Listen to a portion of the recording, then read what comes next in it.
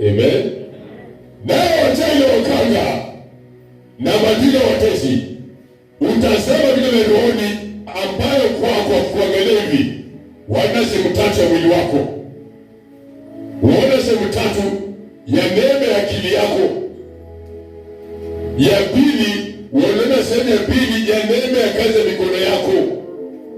Ya tatu, wanaona neema ya tua miguu zako. Ndio tuna sasa maadili watezi na wengine wachawi wanachukua hatua, wengine wanaharibu akili ya Mungu achanganyikiwe kikazi, biashara, kidoa, kimasomo, kielimu. Mwingine mikono yake itakamatwa, wanachukua pesa yake, wakachukua jasho ya mikono, wakaenda kafunga mikono yake ili kazi yake, biashara yake ama chochote anafanya cha mafanikio asipate kuipata. Amen. Amen. La tatu ni kutoa miguu yako.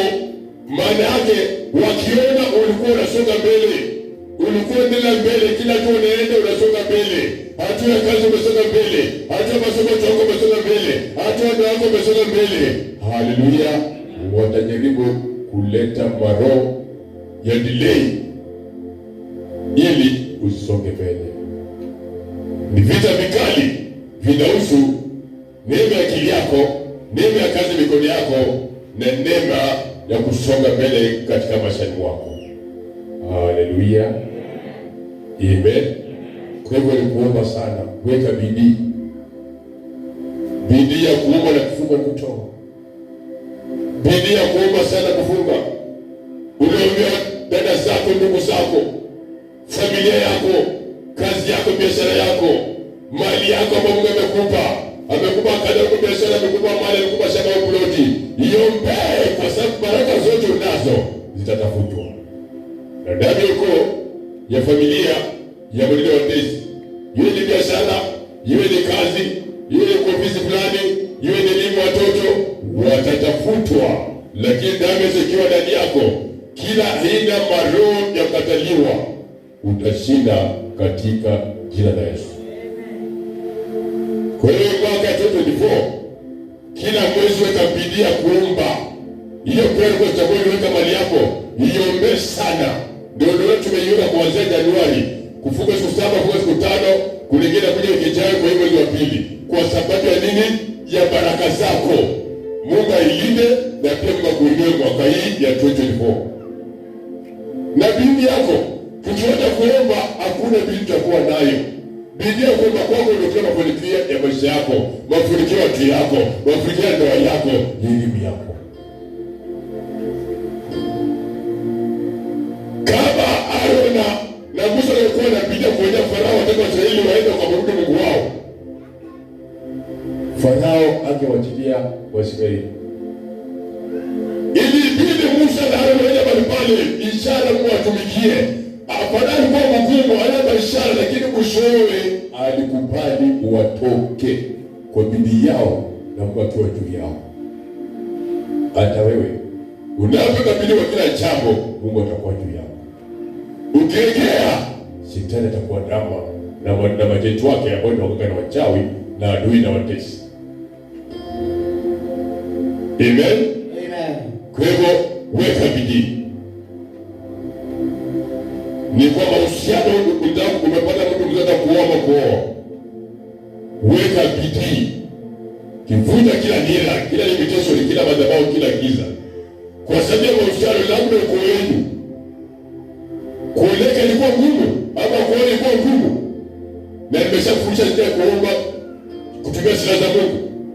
Usipoomba utakuta kwamba baba zetu kuwa na ndoa ilikuwa ni ngumu, walipata ndoa kifukuza. Hapo akioleka ndoa simami, ndoa ya kwanza kataa, ya pili kataa, hata wengine kuoa walikuwa ngumu. Utakuta roho kwa sababu ndio ukoo, hiyo roho kutoka kwa roho itakuja kwako. Na kwa sababu umeokolewa, Yesu alikuja ili ujue kwa maarifa, kwa ufahamu, ili uweze kuvunja maroho kama hayo, ili mahusiano yako ikamilike kwa ndoa. Amen. Amen. Amen. Amen. Kuna watu wengine vita vikali ya familia yao, kwa sababu familia yao wamekuwa vita, wasipate watoto. Wakipata watoto wanaharibika, ama wakipata watoto wanafariki, ama wakipata watoto lazima wapasuliwe. Si kawaida. Kuna maroho iliyo kwa familia.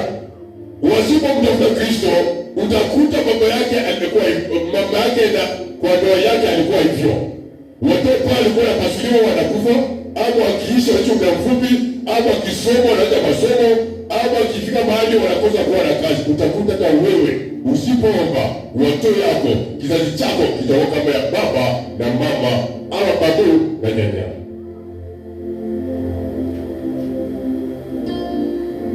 Amen. Amen. Amen. Mimi sio jamii ambapo hiyo jamii wasema wote warudi nyumbani. Ndio zilikunjika, walikuwa wazuri. Ndio ndio akarudi nyumbani. Warudi nyumbani, warudi watoto. Sasa watoto wamekuwa kubwa, pia wameoleka, tena wao pia wanataka kurudi nyumbani. Nini inaelekea?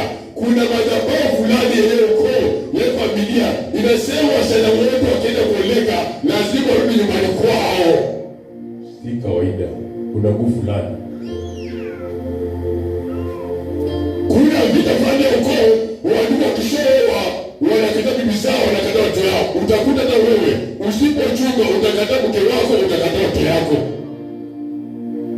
Kwa sababu gani? Hata wazazi wako walikataa bibi zao na watoto. Hapo ndio wakati umekuwa mkubwa umeoa.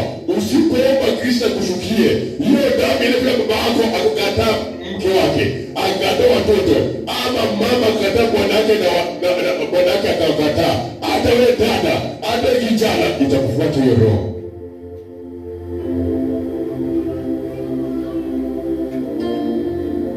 Amen. Amen. Amen. Labda uko mtakao ilikuwa ni masomo, elimu yao ilikuwa ni mwisho ya class 4, mwisho ya class 8, mwisho ya form 4, mwisho ya university. Baada ya hapo hakuna faida yote na kulipa yote. Usipoomba yako yote elimu na masomo, utafanikiwa na watu yako na maisha yako. Ndio kwa sababu sasa nikuja vuja nira madhabahu ya sisi na madui ya waganga na wachawi na damu yako na familia. Hiyo ndio kwa sababu sasa nikuja. Kuna wengine kwa vita vikali vya kifo, wanakufa mapema. Anakufia na sai. Kifo mapema si kawaida. Anakufia mapema, kifo mapema, ana mwaka mingi ya kufaulu maisha yake. Kimasomo, kindoa, kikazi na kikuwa na makao yake, lakini anakufa mapema, kifo mapema. Hadi death. Mkiangalia kwa ukoo, hata baba alikuwa mapema akaacha mama na watoto. Hapa alikuwa wote watoto wadogo. Sote wamekuwa kubwa pia wameoa. Wanaoa, wanapata familia, au pia wanakuwa wapenda ukiwa bado wachanga, wanaacha pia watoto. Si kawaida. Kuna roho inayotembea kuleta hali ya ndoa ya watoto, ya vijana. Vita vikali. Furious battle. Hiko. Amen. Amen. Kurejea kwa vita vikali. Wakianza tu biashara hivi zinaharibika. Na kando na biashara kwa na amani. Lakini biashara hivi kwa tu ndugu apate pesa, akiondoa inavunjika. Kweli. Kwa sababu ya kupata kazi na biashara ama kuwa na pesa. Amen. Amen. Kumbe ndugu yao, ukiona ni ndugu salimia ndugu kwa hapo. Umsalimia. Ukiona ndugu wakaona pata pesa, umefanikiwa kibiashara, kikazi, unafika wakati wa kusoma bibi yako na watoto, wewe shetani ya babu yako, nyanya yako, yako yake imekufuata. Usipoomba utakataa bibi na watoto yako, hiyo pesa utaipeleka kwa makahaba, utapeleka kwa njia panda na utaendelea. Sikudangani? Na kama amini, angalia kwa macho mzuri, muulize ni wewe. Muulize mzuri na kani macho yake nyekundu.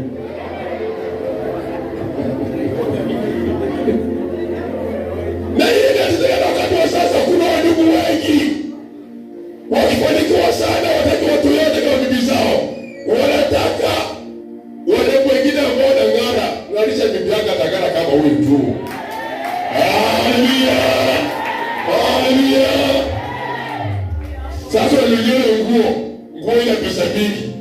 fashion mzuri.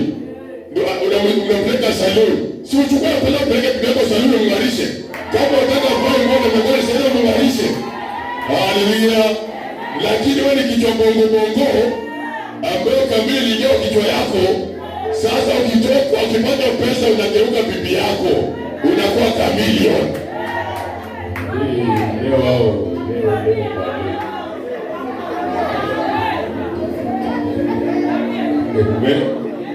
Amen. Wakati mwenye sana rudi, unawelikata, atakulinda, ataenda watoto. Bwana. Amen. Amen. Chunga.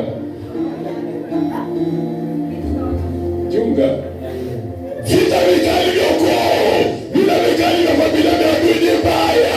Amosu kwa familia ya Mungu utalima tu yako, mali yako, kazi yako, akili yako, mikono yako na tuwe mikiako utalimu.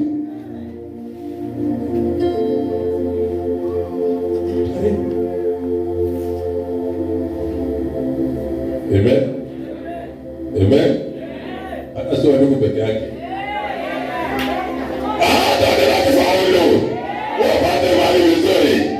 Anasema ukuzee kunafanya nini hapa? Haleluya. Akaze na mzee huyo anakataa, alimpa sita. Anakataa mzee, anasema na Mungu nilipa sura gani kama hii ya mzee huyo? Haleluya. Anaje mzee hapo. Anakimbia na anapata mtu mwingine huko. Anamwachia watu. Hii viti kwa yote viti kwa dada na kwa ndugu. Amen. Anakuacha watoto hapa naenda. Na kwa sababu watoto wanalia, baraka ya watoto usiwe kuchezea. Mtoto mdogo usiwe kuchezea. Anapolia kusiwe baba na mama hutawahi kuendelea. Hutawahi kuendelea.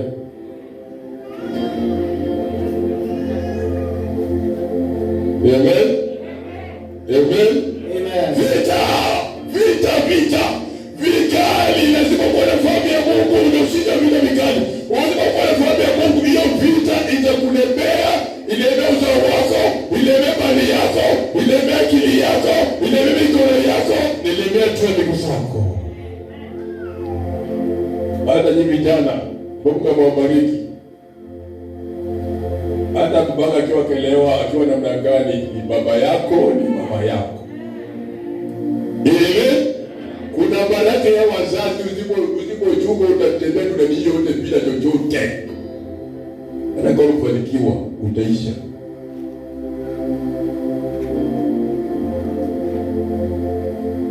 Amen. Amen. Mwingine baba yake alikufa, mama yake alikuwa kalelewa na dada ama shangazi au mjomba. Ama mtoto akamchukua. Sasa amekuwa mkubwa. Mungu anamwambia, "Atunajua hii jamaa atakuoa kwa sababu sio una kazi kubwa, anakwambia kuoa. Wewe ni kulinda ukiwa mdogo miezi 6, mpaka kuwa mkubwa. Bwana kuoa tu." Hata unakatoa jamaa, nenda amekulea kafika kwa juu. Mama alikufa. Baba alikufa. Ama wazazi walimkatoka baki na nyanya, ama na jomba, ama na gaja. Wamekulia sasa shamba kazi mzuri ndio wanakuja kutafuta. Walikuwa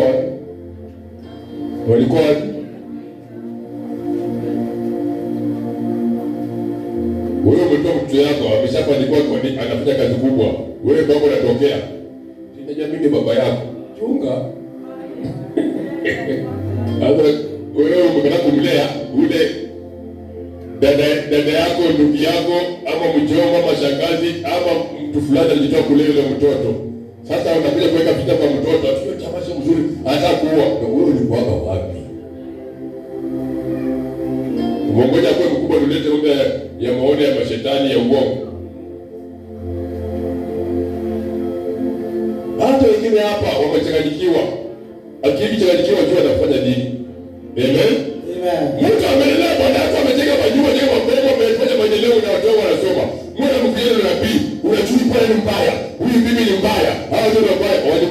watu wakati ulikuwa una boma, una watoto, una pesa, walikuwa wapi?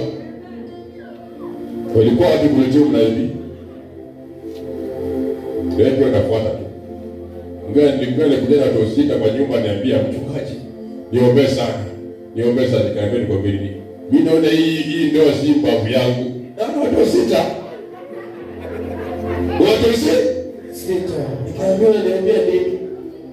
Watu sita. Mmoja kwa wapi kwa mtu? Kufuatilia vizuri, alikuwa mdimu wa mnabii alimwambia ati wewe kwa hiyo ndio sio yako. Adui Bwana kutoa sadaka. Na watoto bila kwa mtu, anatoa sadaka kutoka kwa mtu.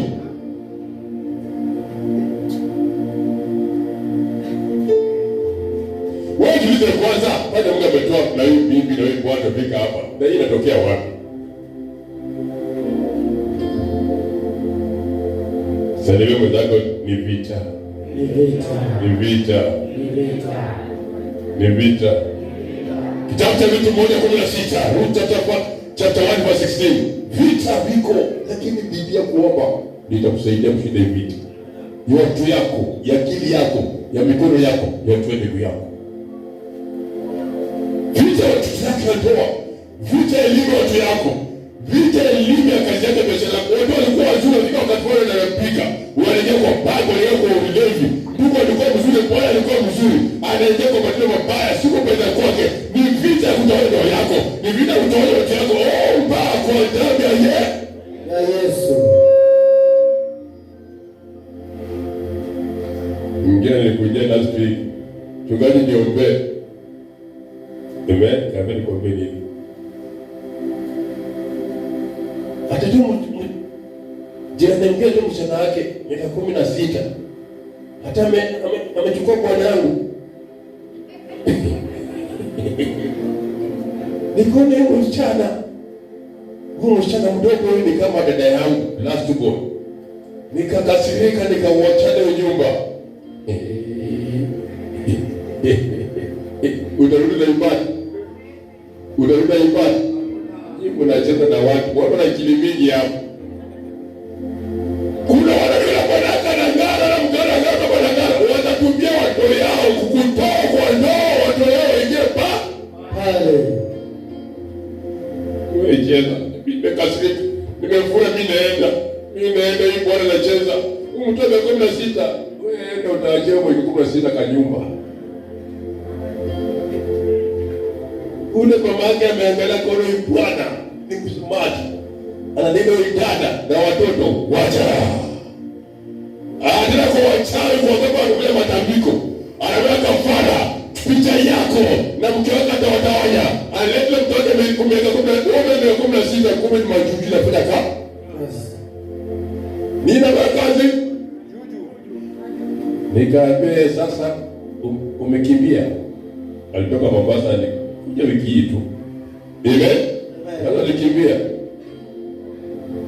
Ati nimekimbia mtoto kama sitakaki, ni mambo umetupa pao. Tupa mbao, nikaambia kuna nikamwambia, "Pombe hili ndio yako huyo.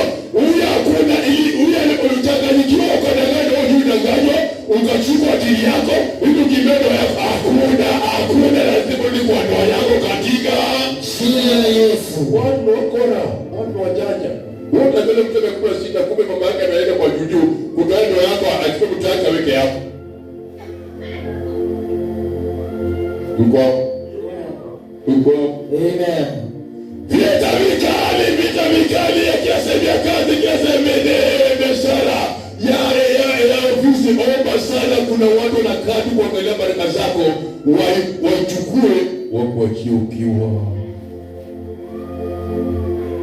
Soma Ruth chapter 1 verse 16. Tusoma Ruth 1 mstari wa 16. Inasema hivi: naye Ruth akasema, usinisihi nikuache nirejee nisipatane nawe, maana wewe uendako nitakwenda, na wewe ukaapo nitakaa. Watu wako watakuwa watu wangu, na Mungu wako atakuwa Mungu wangu. Amen. Hapa ni historia ilikuwa Naomi na bwana wake wakakuja Betheli wakienda Moabu, nchi ya Moabu, kwa sababu walikuwa na njaa. Mtu mmoja, si watu wote walikubali kwenda, mtu mmoja. Sio mstari wa kwanza ndio tulikuja kwa 16. Ikawa zamani za waamuzi walipoamua, kulikuwa na njaa katika nchi. Akaondoka mtu mmoja wa Bethlehemu. Akaondoka mtu mmoja wa Bethlehemu, mtu mmoja ambaye alikuwa anaomba, alikuwa na imani, alikuwa na kutubu yeye kutakasa. Akatoa majani nikuja nikiwa kwa imani sita. Majani yakuja njaa. Majani yanakuja yanao kuharibika. Ya biashara kuharibika, ya pesa kupotea, ya madeni, ya watu kutoeleka. Haya majaribio sikufanya wache imani izidi kuiombea. Mtu mmoja aliyechanganyikiwa akakimbia. Wale ndio walibaki. Walijua ni majaribio muda watashinda. Amen. Mtu mmoja akatoka na kama ni maombi ikae, kama ni kufunga ikae. Acha, wewe kaa tu sipo ndio kutafuta kufunga hiyo. Utakuwa umekwisha.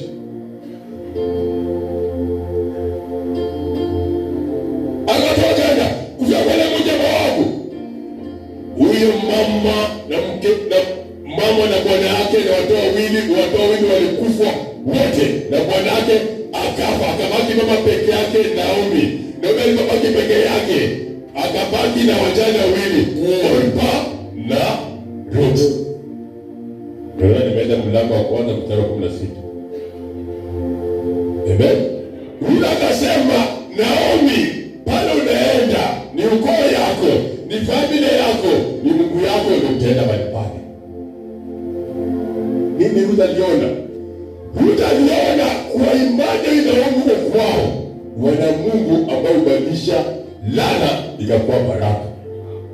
Ubadilisha kifo mtu akaishi. Amen. Ubadilisha kusoma mtu akasoma. Amen. Ubadilisha kuleta mtu akaoleka. Amen. Ubadilisha madeni kaisha kuwa na mali yako. Amen. Akasema wewe Mungu wako Naomi, pale unaenda kuishi, nitakaa na wewe. Amen. Orpa akasema nyie ni salama, hata mimi nibaki kwetu. Na hicho Moabu walikuwa wamelaaniwa, au wakioleka lazima mabwana yao watakufa. Nini? Vita vikali kwa Moabu. Ilikuwa ukioleka bwanako lazima afe. Hata mwe kuona hata kuibu hata mabusia, unakuta mtu ndugu aenda kuoa, baada ya muda fulani bila kufa, anaoa mwingine anakufa, anakufa. Usipokimbilia Kristo utaoa hata pia utakufa wote. Hata mshona dada anaoleka, bwanake anakufa, anaoleka bwanako. Hiyo ni vita vikali vya early death kwa ndoa.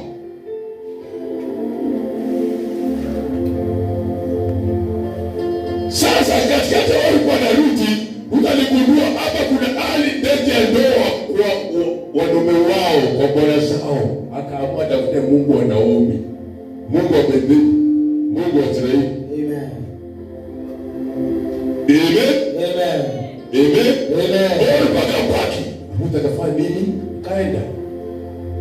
Na Ruth ndio alipoenda, hapo nditoka kizazi cha Daudi. Kizazi cha Yusufu tokea hapo. Yesu akazaliwa kwa hiyo kizazi. Amen. Amen. Amen. Kuna mambo na mashida uko na vitu fulani, usiogope yeye sana. Kimbia baada kuiombea, fungia tubu, jitakaza ukemee kwa roho, ili kizazi chako, watoto wako, mke wako, bwana yako, mali yako usifikie. Haleluya. Tutakashinda hiyo vita. Akaenda Naomi, na wewe je? Hii mwaka ng'ang'ana, kifika Desemba kuna wale utafikia. Watoto watafikia, ndio wake watafikia, wewe kijana utafikia. Amen. Amen. Amen. Waamuzi 20:18.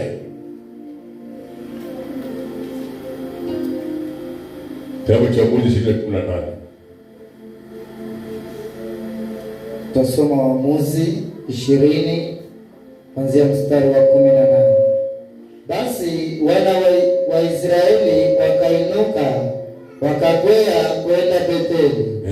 Nao wakataka shauri kwa Mungu, wakasema, wana Israeli wote wakaenda Betheli. Betheli ilikuwa sehemu ya kuabudu Mungu. Betheli ilikuwa sehemu ya kujitakasa, sehemu ya kutubu, sehemu ya kuombea watu yao, kuombea kazi zao, kuombea nyota yao, elimu ya mikono ya ndugu yao. Ilikuwa sehemu yao.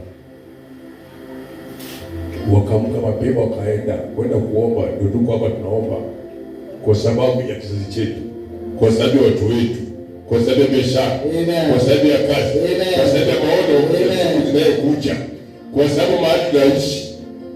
Amen. Ni vita. Walipoona vita waliungana pamoja, wakaenda Betheli. Basi tumekwenda pamoja hapa, tukaingia pamoja hapa kuomba pamoja, kwa sababu kuna vita vikali ndani yetu, ili Mungu atukumbuke kwa vita hii ya hii mwaka 2024 isiwe kama mwaka jana. Amen. Wakaenda kwa Bwana, wakaanza kuomba. Soma. Wakataka shauri kwa Mungu, wakasema, ni nani atakaye kwenda vitani kwanza kwa ajili yetu juu ya wana wa Benjamini? Bwana akawaambia, Yuda atakwea kwanza. Walipoomba kuanza vita, Mungu akawaambia vita iko tayari. Atakaye kwa vita ni Yuda. Mwende kwa vita na Yuda asimamie vita. Amen. Amen. Wakatoka wakaenda. Soma. Basi wana wa Israeli waliondoka asubuhi, wakapanga hema zao juu ya Gibea. Watu wa Israeli walitoka ili wapigane na Benjamini. Nao watu wa Israeli wakaviandaa vita juu yao kabisa huko Gibea. Watu wa Benjamini wakatoka Gibea, wakawaangamiza hata nchi watu 22,000 katika Israeli. Mara ya kwanza walifanya kwa vita, Israeli walipigwa. Lakini tuulize, walipoomba vita Mungu tuende kwa kamenda, atakuwa walipigwa.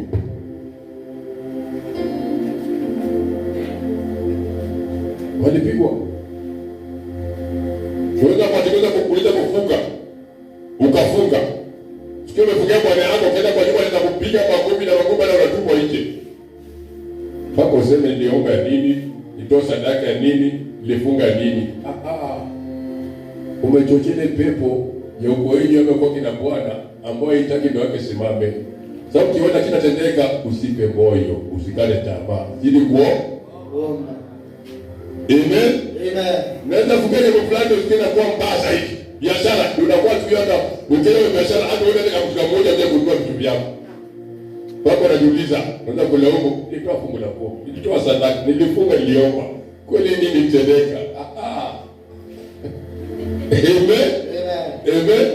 Kuna watu wengine hapo amefunga, ametoa fungu la 10, ametoa sadaka, anasema, "Sasa nitoa sadaka nini? Nitoa fungu la 10, niliomba, nilifunga nini?" Usiona roho kama hiyo. Mungu ana sababu. Kitambo sasa waende Kanaani walipigana vita kwanza, ndio Mungu anangoja pigana vita aone imani yao iko wapi. Wakati wa vita utamwacha Mungu. Vita ndio yako, vita mahusiano, vita biashara yako, utamwacha Mungu. Mungu anakuangalia.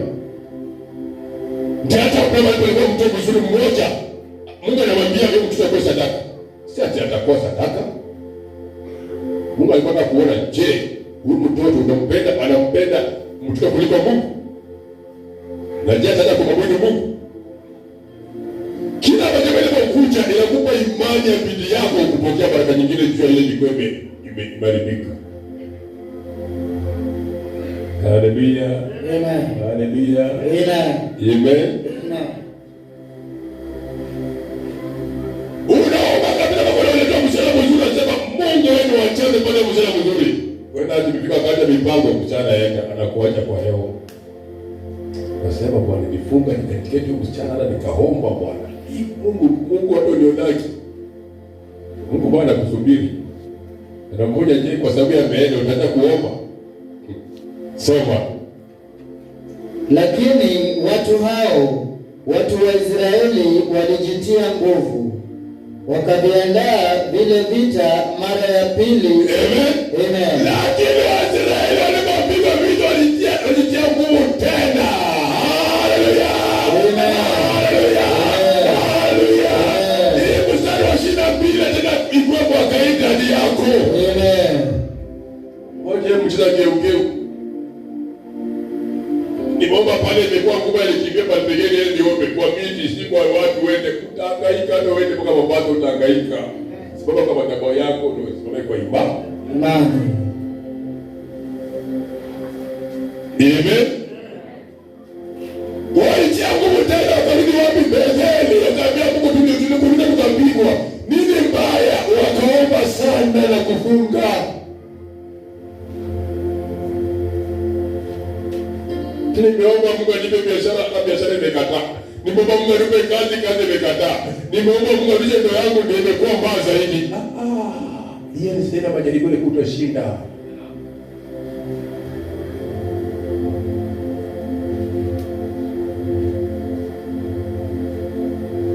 Amen. Amen.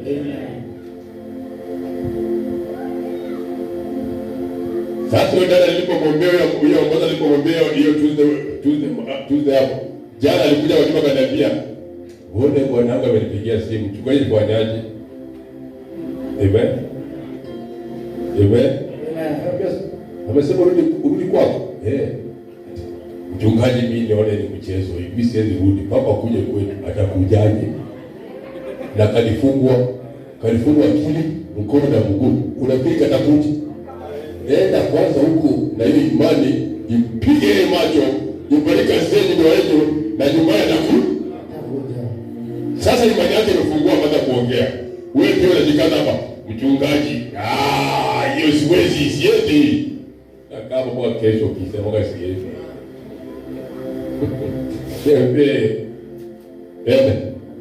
Na kwa itafanyika na baada ya mwezi sita watakuja kweli. Amen. Haleluya. Weka bidii kila jambo la maisha yako. Ni ndoa yako, ni biashara yako, ana yaribike, weka bidii. Ikwenda mbele, weka bidii. Waongea waseme weka bidii. Naomba sana soma. Lakini watu hao wa Israeli walijitia nguvu. Wakaviandaa vile vita mara ya pili. Mahali pale vita mara pili hapa tajiri kuombea ndoa zetu, biashara zetu. Njia zetu siku ziombea tutachoka. Hata ikuja madebea gani tutachoka. Naomba. Mbona zako tutaomba tutachoka. Tutaombea tu wiki. Tutaombea ndoa zetu. Tutaombea biashara zetu. Tutaombea kazi zetu. Boma zetu. Makao zetu. Elimu zetu. Tutaombea. Amen. So, wana wa Israeli wakakwea juu na kulia mbele za Bwana hata jioni. Wakamuuliza Bwana wakasema, "Je, niende nikaribie tena?" Mara pili tena walipoomba, Mungu akamwambia endeni tena. Haleluya. Amen. Na wewe kidogo tu roho imechafuka, wekana tamaa, unaamua kuacha mambo, kuacha ile biashara, kuacha ile kazi, kuacha ile ndoa, kuacha masomo. Na uko na focus ya kuwa lawyer, uko na focus kwa daktari. Ng'ang'ana mpaka mtu wako atimie mahali destiny mtako itakayofika.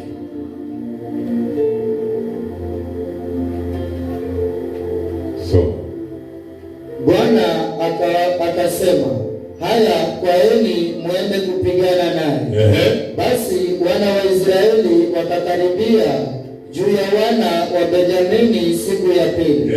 Benyamini alitoka kupigana nao kutoka Gibea siku ya pili. Wakawaangamiza hata nchi watu 18,000. Mara ya kwanza walipigwa 22,000, watu 22,000. Mara ya pili wakapigwa 18,000, watu 18,000.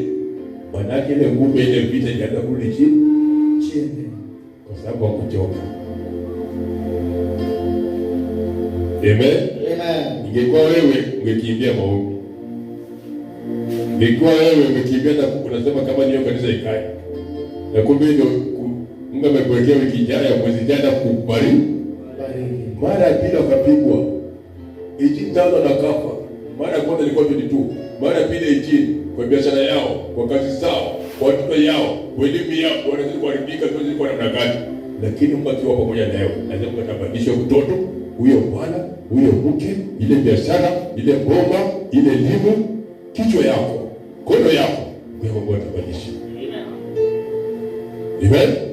So ndipo wana wa Israeli wote nao watu wote wakakwea wakaenda Betheli na kulia wakaketi hapo mbele za Bwana. Baada ya tatu waliposhindwa tena warudi pale pale. Hapo ndio madhabahu yao. Walienda pale pengine. Rudi pale pale. Na wakakuwa na kadia. Walipokwenda kule walifanya nini? Soma. Wakaketi hapo mbele za Bwana, wakafunga siku hiyo hata jioni. Nao wakasongeza sadaka za kuteketezwa na sadaka za amani mbele za Bwana. Baada ya kwanza ndio wale kufunga, hakutoa matoleo yote. Na huko mganga ameenda amefunga na kuomba na kutoa sadaka ya akili yako, sadaka ya mikono yako, sadaka ya miguu yako, ya mahusiano, ya ule doda aliyekusaidia. Amen. Amen. Yabe Yesu ndio watoto. Amen. Ndio kale. Amen. Boma. Ndio toa. Yesu elimu. Ndio mshahara. Ndio masomo. Amen. Yule na Israeli hao. Maana bila kapigwa walizidi kuomba. Walijua kuna mazuri mbele. Hata wewe wachukue picha hiyo, usijali hiyo, wewe kuja kuomba. Amen. Usianze kufuata nani chukua picha mtako. Wachana hiyo, wewe kuja omba tu. Wewe unaweka picha hapo, unaweka udongo, unafanya nini? Naomba wako wengine udongo wao chukuliwa. Picha zao. Pesa zao zichukuliwa. Ya mikono, ya akili chukuliwa. Sio unatoa sadaka kama beba, kwa beba na kufunga na kuomba kwa sababu haya ndio vile waganga na wachao wanafanya. Pia wanafunga na kuomba na kutoa sadaka ya matambiko na ya kafara. Amen. Mara pia wanataka wakaamua tuomba, kufunga na kuomba na kutoa sadaka zetu na kula kumizema na dili zetu. Soma. Kisha wana wa Israeli wakauliza kwa Bwana, kwa sababu sanduku la agano la Mungu lilikuwako huko siku hizo. Na Finehasi mwana wa Eleazari mwana wa Haruni alikuwa anasimama mbele ya hilo sanduku siku hizo. Sikia ndio nzuri, sanduku la agano tumisho alikuwa pale waibaji kufunga na kuomba walikuwa pale. Ndio unaona kukupa kipeo kufanya Mungu kazi. Ingekuwa ina maana yake. Ina maana kwa watu wako na maisha yako. Usiangalie mtu kwa sababu yeye atumekosana kitu fulani. Kimbia hapa kanisa imba tu. Kimbia Mungu wako kwa sababu Mungu anakutakasa. Lakini ukienda vikwazo, utakana vikwazo na kumbe nyanya yako, shangazi yako, babu yako, hapo la dua ile kulani. Lazima kula. Mungu anataka upanguze viti. Ndio ubarikiwe. Nataka muibie, ndio ubarikiwe. Anataka kwa asha, ndio ubarikiwe. Amen. Nataka kiongozi kule tumia, ndio ubarikiwe. Haleluya. Amen. Na ploti na watoto wako wanasoma, wengine wanamsaidia, hata yeye anamsaidia, mwingine anamkuja na mtabiri ya uongo. Anamwambia atuweke michao. Amen. Anaongea anamwambia hata mchungaji anajua ni mchao ile kuambia. Sasa angalia hivi. Unaona vile watu wanajua kuchanganya kile watu. Sasa wewe ndio kwenda kufundisha. Amen. Sasa dada akamwenda mtu mmoja akaenda kanisa lingine. Atamekasirika. Ati mimi si mwambiaji na yule pia ameongea hapo anakuwa akakasaka kaenda kwa albegi. Wacha ndio wao kupata mateso. Akapata mateso. Akarudi siku moja kwa mchungaji nisamee. Nilikuanzia kwa sababu anaendelea na hii. Nikauliza kichoko ni mzuri. Kichoko ni mzuri. Wale Mungu alikutoa na watu yako. Pako wanakanisa mbele kusaidia. Hata hata ukweli inakusaidia. Hivi vitu unasikia mambo ya watu, wewe tetee imani yako. Nilienda huko akaniambia mtu mwingine alikuja kwa hiyo crusade, akaniambia mbona unakimbia madhabahu yako na ulibarikiwa hapo. Akashtuka. Amen. Amen. Akashtuka.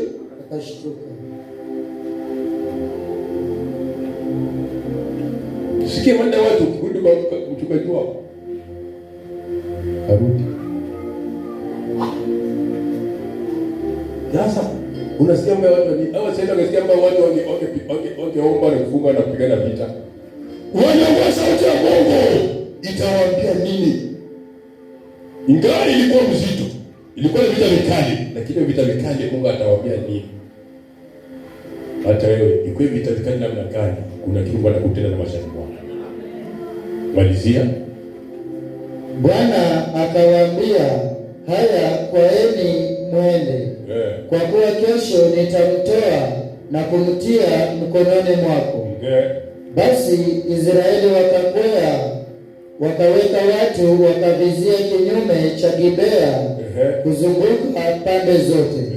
Basi wana wa Israeli wakakwea kwenda kupigana na wana wa Benjamini siku ya tatu. Wakajipanga ili kupigana na Gibea kama walivyofanya nyakati nyingine. Nao wana wa Benjamini wakatoka waende kupigana nao. Mara ndio wakabadilika wasema hao watawashinda, watawamaliza, watawaua. Waliweza wapi? Hawataweza. Yeyote anayetaka uchawi, alete matapiko, alete kafara, kama sura gani? Huyu anajaribu na gani kuanza leo na mkataa na mbomoa katika jina la Yesu. Siogope. Anenda yako ni mkuu kuliko wao. Ambao ni Yesu Kristo.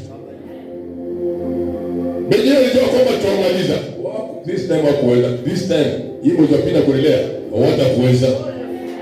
Kwele biashara hawatakuweza.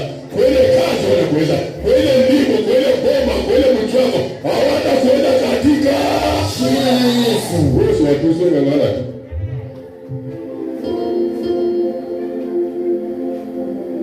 So wakavutwa waende mbali na mji.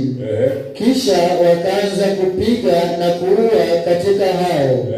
Wapata kama watu 30 wa Israeli, kama walivyofanya nyakati nyingine katika siku hizo. Njia kuu ambazo njia mojawapo huendelea Betheli, na njia ya pili huendelea Gibea. Kabisa. Endelea. Wana wa Benjamini wakasema, wamepigwa mbele yetu kama kwanza. Lakini wana wa Israeli wakasema, haya na tukimbie na kuwavuta wauache mji waende katika njia kuu. Basi hao watu wote wa Israeli wakaondoka mahali pao wakajipanga huko Baal-Tamar. Na katika hao wenye kuvizia wa Israeli wakatoka mahali hapo walipokuwa hata Magareba. Kisha watu 10,000 waliochaguliwa katika Israeli wote wakaja juu ya Gibea, na vile vita vilikuwa vikali sana. Vita vilikuwa vikali sana, lakini walishinda. Vilikuwa vikali sana, walishinda. Imejatoa waende watu yako, ili amani ni akili yako, ni mikono yako, ni biashara yako, iwe vikali na gani nitashinda. Soma. Na vile vita vilikuwa vikali sana. Lakini hawakujua ya kuwa uovu wao ulikuwa karibu nao. Amen. Vilikuwa vikali sana hata Benjamini kujua uovu wao, kifo yao, laana yao karibu nao. Hapo wanakaa. Ukikaa tu utapata uovu na kifo. Ukisema kwa imani kifo yao, uovu yao ni back to center. Ni uchawi wao back to center. Ni laana yao back to center. Ni majani back to center. Ni kilo back to center. Wewe bidii yako inaopishi hiyo mapepo alikutumia tarudi kwao. Soma. Bwana akampiga Benjamini mbele ya Israeli. Na wana wa Israeli waliangamiza watu waume 25,100 wa Benjamini siku hiyo. Wakamalizwa wengi sana na kushinda kiwango cha Israeli. Na ndio wakanga na wachawi wa ukoo yako, familia yako, wale walikuwa wamekulaki akuletea shida, kwenda vitu vikali. Leo Jumapili, leo vita vikali wake na kuzaa matunda na kwao viwarudie.